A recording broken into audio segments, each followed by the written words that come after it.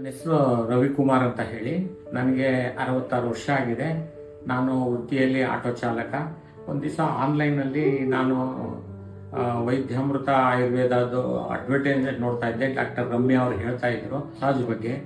So ಒಂದು ದಿವಸ ಪ್ರಯತ್ನ ಮಾಡೋಣ ಅಂತ ಹೇಳಿ ನಾನು ಅಪಾಯಿಂಟ್ಮೆಂಟ್ ತೊಗೊಂಡು ಬಂದೆ.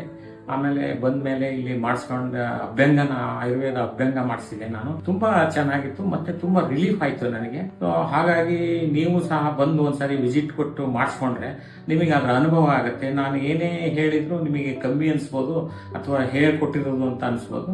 ನೀವೇ ಬಂದು ಖುದ್ದು ಅನುಭವ ಪಟ್ರೆ ಅದನ್ನ ನೀವು 4 ಜನಕ್ಕೆ ಹೇಳಿಕ್ಕೆ ಅನುಕೂಲ ಆಗುತ್ತೆ. ಅದು ನೀವು ಕೊಟ್ಟಿರೋ ಹಣಕ್ಕೆ ಯಾವುದಕ್ಕೂ ಏನು ಮೋಸ ಆಗಲ್ಲ. ಬಟ್ ನೀವು ಬಂದ್ರೆ ಒಂದ್ಸರಿ ನೀವು ತುಂಬಾ ಸಂತೋಷ ಪಡ್ತೀರಾ.